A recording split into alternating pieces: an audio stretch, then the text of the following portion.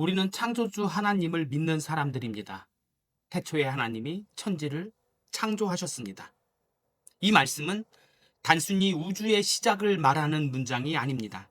그것은 사랑의 시작, 곧 하나님께서 사랑하실 존재를 만드신 사건입니다.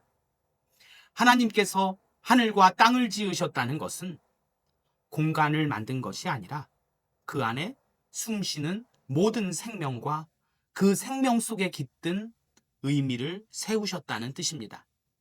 별빛 하나, 바람 한 줄기, 나뭇잎의 흔들림까지도 모두 하나님의 섬세한 손끝에서 비롯된 것입니다. 그 창조의 절정은 사람이었습니다. 하나님께서는 흙으로 사람을 빚으시고 그 코에 생기를 불어넣으셔서 생명이 되게 하셨습니다. 이것은 단순한 생명 창조가 아니라 하나님의 숨결을 나누어 주신 사건입니다. 하나님의 숨결을 나누어 준 사건이에요. 하나님이 자기 형상 곧 하나님의 형상대로 사람을 창조하시되 남자와 여자를 창조하시고, 이 말씀은 인간의 존재 이유를 분명히 밝혀줍니다. 우리는 우연히 태어난 존재가 아니라 하나님을 닮은 존재로 계획되고 빚어진 사람들입니다. 그래서 인간은 다른 피조물과 구별됩니다. 짐승은 본능으로 살지만 인간은 양심과 도덕, 사랑과 정의, 이성 안에서 삽니다. 우리는 생각할 수 있고 느낄 수 있으며 지혜와 지식을 축적할 수 있습니다. 그 모든 능력은 하나님께서 당신의 형상을 따라 우리 안에 새겨 넣었습니다. 하나님은 우리를 단지 만드신 분이 아니라 우리를 사랑하시는 분, 우리와의 관계를 원하시는 분입니다. 하나님은 인간에게 세상을 다스릴 권세를 주셨습니다. 하지만 그 권세는 인간의 능력에서 나오는 것이 아닙니다. 하나님의 허락 안에서만 가능한 통치력이며 그분의 뜻 안에서만 진정한 자유와 권세가 존재합니다. 하나님께서 인간을 당신의 형상대로 지으셨다는 것은 단순히 닮았다는 의미 이상을 말합니다. 하나님께서 인간을 당신의 마음으로 사랑하시고 당신의 영으로 교제하기 원하신다는 뜻입니다. 그러므로 우리가 창조주 하나님을 믿는다는 것은 그분의 손으로 지으신 세계 속에서 그분의 형상으로 살아가는 삶입니다. 우리는 하나님을 닮은 존재로 창조되었습니다. 누군가를 닮게 태어난다는 것은 그 누군가가 사랑하는 존재라는 말입니다. 하나님 닮게 만들어진 존재라는 것은 하나님의 사랑으로 창조된 존재라는 말입니다. 그렇기에 우리가 존재하고 있는 것은 하나님의 사랑의 증거입니다. 우리는 하나님께서 우리를 사랑하고 있다는 증거 자체입니다. 그럼 하나님 닮게 만들어졌다는 것을 좀 더 구체적으로 들어가 보겠습니다. 하나님 닮게 만들어졌다는 것은 보통 세 가지로 설명합니다. 신학적인 용어로 지정의라고 합니다. 그 첫 번째 지는 지식을 말합니다. 인간은 생각하고 깨닫고 이해할 수 있는 능력을 가지고 있습니다. 하나님의 형상으로 지음받은 인간은 진리를 인식하고 분별하는 능력을 받았습니다. 이를 통해 인간은 세상을 탐구하고 말씀을 깨닫고 하나님을 알 수 있는 존재라는 것. 그것은 오직 인간만이 가능합니다. 여호와를 아는 것이 지식의 근본이라고 잠언서 1장 7절은 말씀합니다. 깨달을 수 있는, 깨달음이 있는 유일한 생명체가 인간입니다. 인간만이 하나님과 소통되게 만들어진 유일한 존재입니다. 두 번째, 지정, 정입니다. 감정할 때 그 정입니다. 인간은 사랑하고 기뻐하고 슬퍼하고 공감할 수 있는 능력을 가지고 있습니다. 하나님의 감정은 인간을 사랑하기를 죽기까지 사랑하셨습니다.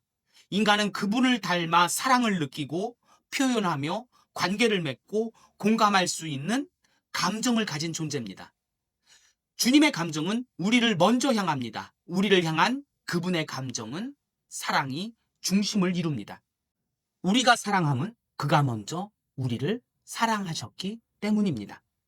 세 번째, 의입니다. 바로 의지를 말합니다. 인간은 결정하고 선택하고 행동하는 능력을 부여받았습니다. 이로 인해 인간은 선과 악을 구분할 줄 압니다. 자신의 의지에 따라 선악 중 하나를 선택합니다. 하나님의 뜻에 순종하거나 거역할 줄도 압니다.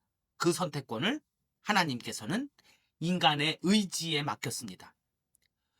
우리의 의지를 불러일으켜 우리를 사용하십니다. 너희 안에서 행하시는 이는 하나님이시니 자기의 기쁘신 뜻을 위하여 너희에게 소망을 두고 행하게 하시나니. 하나님께서는 이렇듯 인간의 마음에 소원을 품게 하시고 그 소원을 이루기 위해 의지를 사용합니다.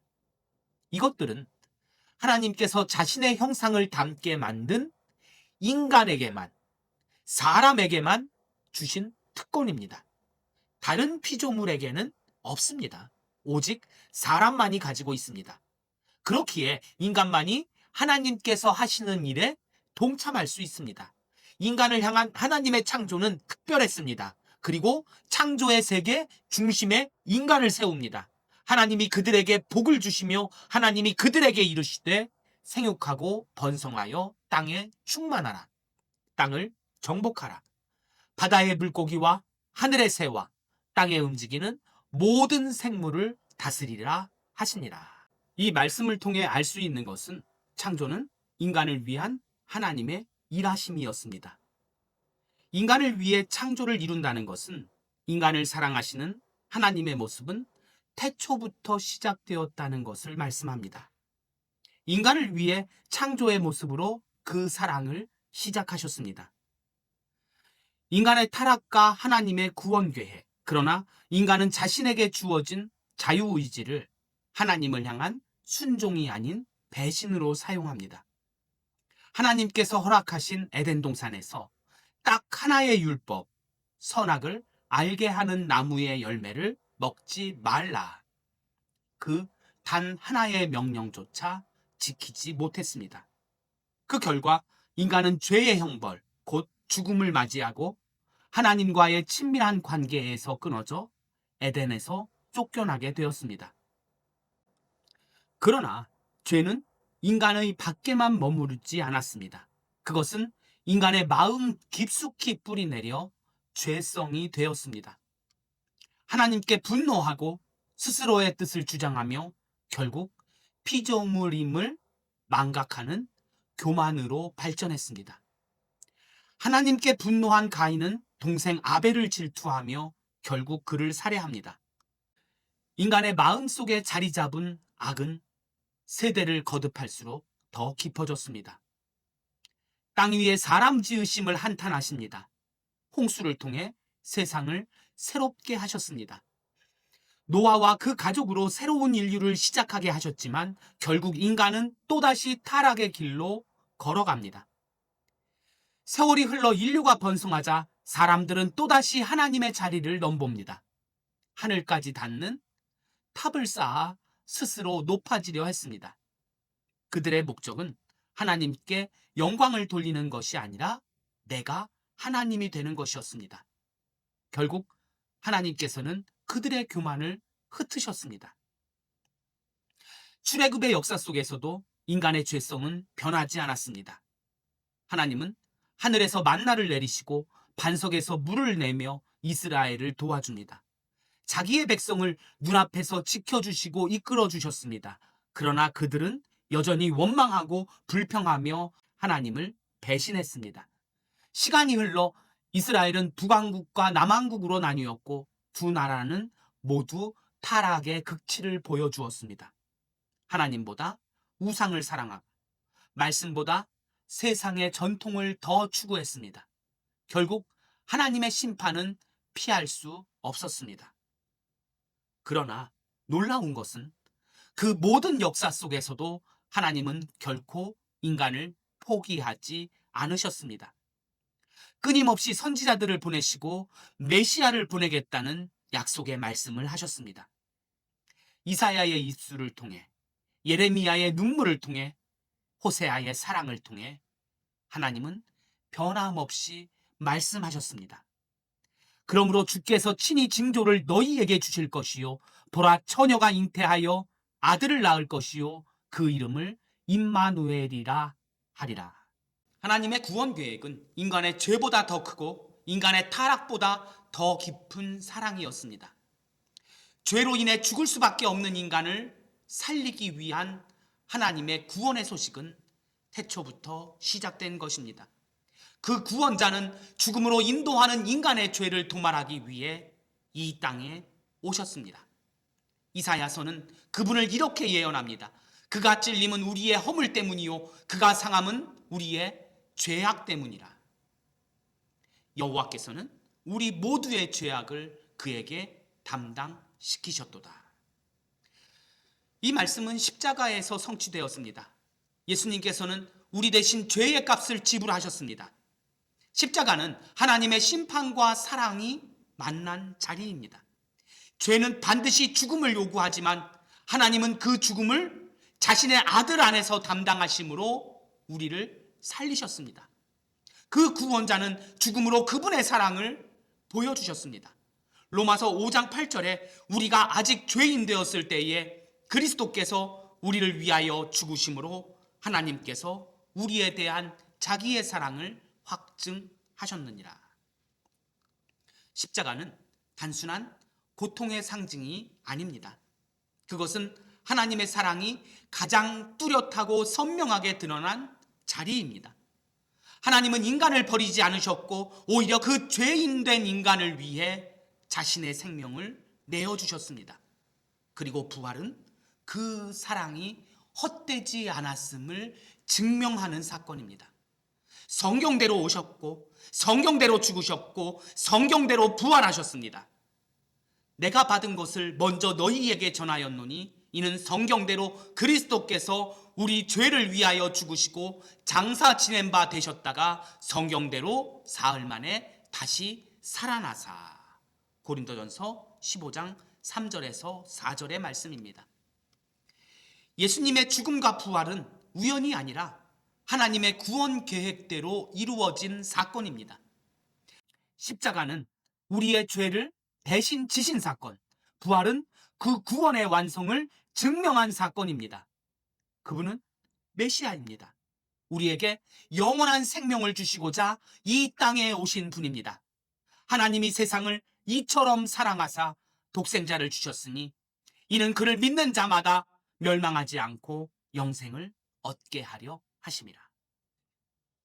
하나님은 세상을 향한 지극한 사랑으로 독생자 예수 그리스도를 보내셨습니다. 그 사랑의 절정이 십자가이며 그 결과로 우리는 영생의 은혜를 받게 되었습니다. 영원한 것을 얻었습니다. 영원한 생명을 받았습니다. 하나님께서는 우리를 살리려는 구원의 계획을 세우셨습니다. 예수님은 그 계획을 따라 십자가에서 죽으시고 부활하셨습니다. 죽음으로 하나님의 사랑을 보여주셨습니다. 그분은 성경대로 오셨고 성경대로 죽으셨으며 성경대로 다시 살아나셨습니다. 그 사실을 믿는 자마다 영원한 생명을 얻습니다. 그리고 바로 이것이 전도의 핵심 내용입니다. 전도는 내가 가진 종교를 권유하는 일이 아닙니다. 하나님께서 이미 이루신 구원의 소식을 세상에 알리는 일입니다. 십자가와 부활은 하나님께서 사람을 사랑하신 증거입니다. 전도는 그 사랑을 다른 사람에게 전달하는 겁니다. 우리가 보고 들은 바를 너희에게 전하노니. 죽음으로까지 우리를 사랑하신 예수 그리스도를 믿으면 생명을 얻습니다. 그 새 생명은 영원한 생명입니다. 이제 그 생명을 다른 이에게 나누는 사명을 받았습니다. 그래서 전도는 단순한 의무가 아니라 하나님의 사랑에 감격한 자가 세상에 전하는 감사와 사랑의 고백입니다. 십자가가 구원의 시작이고 전도는 그 구원을 전하는 사랑의 완성입니다. 생명보다 소중한 것은 없습니다. 사람이 만일 온 천하를 얻고도 제 목숨을 잃으면 무엇이 유익하리요? 사람이 무엇을 주고 제 목숨과 바꾸겠느냐? 세상을 다 얻었다 해도 그것이 내 목숨보다 소중할 수 없습니다. 이 소중한 생명을, 그것도 영원한 생명을 선물하는 것이 전도입니다. 하나님은 악인이 죽는 것을 기뻐하지 않으시고 그가 돌이켜 생명을 얻는 것을 기뻐하십니다. 주 여호와께서 말씀하시되 내가 살아있음을 두고 맹세하노니 나는 악인이 죽는 것을 기뻐하지 아니하고 악인이 그의 길에서 돌이켜 떠나 사는 것을 기뻐하노라.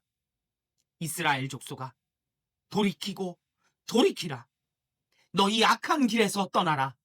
어찌하여 죽고자 하느냐. 그 사랑이 얼마나 크신지 자기 생명을 버리시기까지 우리에게 생명을 주셨습니다. 십자가는 바로 그 하나님의 간절한 사랑의 증거입니다. 그분의 마음은 지금도 같습니다. 하나님은 지금도 잃어버린 한 영혼을 찾고 나서십니다. 하늘의 주인이신 분이, 이 땅의 주인이신 분이 우리를 위해 이 땅에 오셔서 십자가를 지신 이유, 그것은 단 한 가지, 한 사람이라도 더 살리기 위해서입니다. 하나님은 모든 사람이 구원을 받으며 진리를 아는 데 이르기를 원하십니다. 우리가 다른 가까운 마을들로 가자. 거기서도 전도하리니 내가 이를 위하여 왔노라. 예수님께서 오신 이유도 전도입니다. 살리는 일이기에 주님의 이 땅에서의 목적은 전도입니다. 생명을 살리는 일에 동참하는 것이 전도입니다. 전도를 위해 오신 분이 우리 주님입니다. 죽은 사람을 살리기 위해 오신 분이 우리 주님입니다. 그분을 따르는 우리의 사명도 생명을 살리는 데 있습니다. 주님이 하시기에 우리도 해야 하고 주님의 목적이기에 우리는 따라야 합니다. 하나님께서는 지금도 우리를 통해 그 사랑을 전하기 원하십니다. 하나님의 지혜에 있어서는 이 세상이 자기 지혜로 하나님을 알지 못하므로 하나님께서 전도에 미련한 것으로 믿는 자들을 구원하시기를 기뻐하셨도다. 세상은 전도를 미련하다 말하지만 하나님은 그 미련한 전도를 통해 생명을 살리십니다. 십자가의 복음은 세상의 논리로는 이해되지 않습니다. 그 안에는 하나님의 지혜와 능력이 있습니다. 그러므로 우리는 멈출 수 없습니다. 하나님께서 포기하지 않으셨기에 우리도 포기할 수 없습니다. 죽음에서 생명으로 옮겨지는 그 한 영혼, 그 한 사람을 향한 하나님의 기쁨을 함께 누리는 것, 그것이 바로 전도의 기쁨이며 하나님의 마음과 예수님의 사명을 가장 닮은 길입니다. 오늘 본문의 말씀이 바로 전도의 기쁨을 말씀하고 있습니다. 70명의 제자들이 전도하고 돌아와 주님께 보고하는 장면입니다. 또한 제자들로 인해 기뻐하시는 예수님을 보게 됩니다. 그리고 전도한 제자들에게 전도가 왜 기쁨인지도 말씀해 주는 장면입니다. 본문 누가복음 10장 17절입니다. 70인이 기뻐하며 돌아와 이르되 주여 주의 이름이면 귀신들도 우리에게 항복하더이다. 지금 전도 후 돌아오는 제자들은 기뻐하고 있습니다. 기뻐하며 돌아와 주님의 이름으로 영적 승리를 거둔 것을 기뻐하고 있습니다.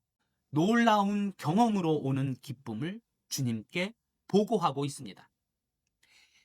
그 다음 절 18절입니다. 예수께서 이르시되 사탄이 하늘로부터 번개같이 떨어지는 것을 내가 보았노라. 제자들의 전도는 사탄의 권세를 무너뜨립니다. 복음을 확장시키기에 사탄의 나라는 무너집니다. 전도는 영적 전쟁의 승리입니다. 다음 절 19절입니다. 내가 너희에게 뱀과 전갈을 밟으며 원수의 모든 능력을 제어할 권능을 주었으니 너희를 해칠 자가 결코 없으리라. 전도자는 사탄의 세력을 이길 권능을 위임받은 사람입니다. 뱀과 전갈을 밟으며, 이 말씀은 뒤에 계속 이어지는 말씀, 원수의 모든 능력을 제어할 권능을 주었으니, 이 말씀에 대한 실제적 능력을 말하고 있습니다. 이 능력을 가진 우리를 사탄의 세력이 결코 해칠 수 없다는 것을 말씀하고 있습니다. 다음 절 20절입니다. 그러나 귀신들이 너희에게 항복하는 것으로 기뻐하지 말고 너희 이름이 하늘에 기록된 것으로 기뻐하라 하시니라. 사탄의 권세가 결코 우리를 해할 수 없으나, 그러나 그것을 기뻐하지 말고 천국 백성이 되었음을 기뻐하라는 말씀입니다. 예수님께서는 제자들이 전도의 성공으로 기뻐할 때 더 크고 깊은 기쁨을 가르쳐 주셨습니다. 그것은 결과의 기쁨이 아닌 구원의 기쁨입니다. 사탄이 무너지고 귀신들이 항복하는 것은 놀라운 일입니다. 그러나 그것보다 더 놀라운 것은 우리의 이름이 하늘 생명책에 기록되어 있다는 사실입니다. 전도는 단지 누군가를 교회로 데려오는 일이 아닙니다. 그 영혼이 죽음에서 생명으로 옮겨지는 거룩한 기적입니다. 그리고 그 일을 통하여 하나님은 우리에게 하늘의 기쁨을 맛보게 하십니다. 예수님께서 너희 이름이 하늘에 기록된 것을 기뻐하라 하신 말씀은, 전도는 곧 하나님의 구원 역사에 동참하는 영광스러운 사명임을 보여줍니다. 전도의 기쁨은 성공의 기쁨이 아니라 하늘에 기록된 이름을 바라보는 기쁨입니다. 곧 영원한 생명의 기쁨입니다. 우리에게 영원한 생명을 주시기를 바라는 그 하나님의 기쁨에 나도 동참하는 길이 전도입니다.